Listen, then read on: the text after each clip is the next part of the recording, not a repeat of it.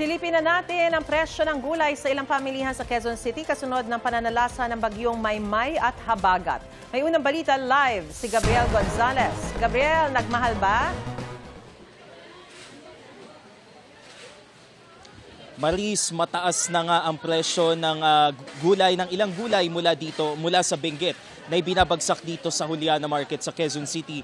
Dahil umano sa bagyo, ayon nga sa ilang nagtitinda na ating nakausap, hindi pa man bumabagyo ay tumaas na ang presyo ng mga gulay dito sa pamilihan.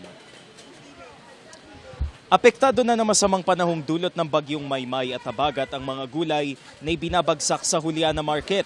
Ang ilang nagmumula sa Benguet, tumaas na ang presyo.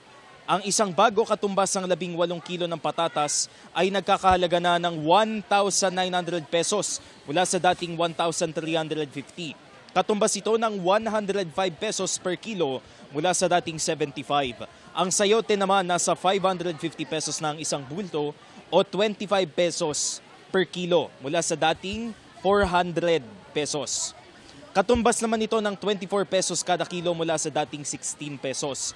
400 to 600 pesos na ang wholesale ng carrots mula sa dating 300 to 500 pesos. 60 pesos per kilo ito mula sa dating 50 pesos. Habang ang labanos nasa 450 na ang wholesale mula sa dating 350. Lumalabas na 45 pesos per kilo mula sa dating 35 pesos ang presyo nito. Ang mga gulay naman na nagmumula sa Bulacan at Nueva Vizcaya, hindi pa tumataas ang presyo kahit umuulan din sa norte. Ayon kay Alma Ferrer, hindi kaagad mararamdaman ang epekto ng bagyo sa presyo ng gulay mula sa kanilang pinagkukunan.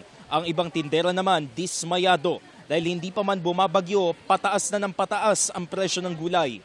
Talong-talo rin daw sila dahil mas binibili ang mga imported kaysa mga lokal na gulay. Narito ang kanilang mga pahayag.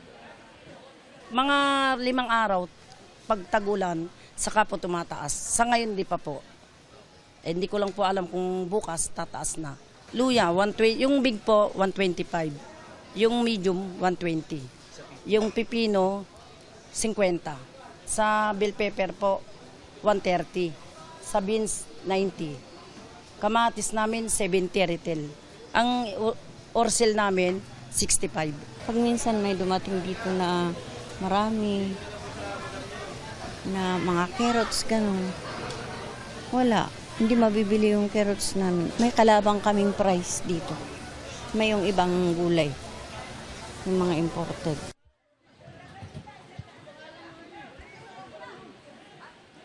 Mariz, ang Juliana Market dito sa Balintawak sa Quezon City kung saan tayo nakatayo ngayon ay bagsakan ng mga gulay mula sa Benguet, Nueva Vizcaya, Bulacan at Batangas dito kung kaya't mas mura ang mga gulay na nabibili sa nasabing pamilihan.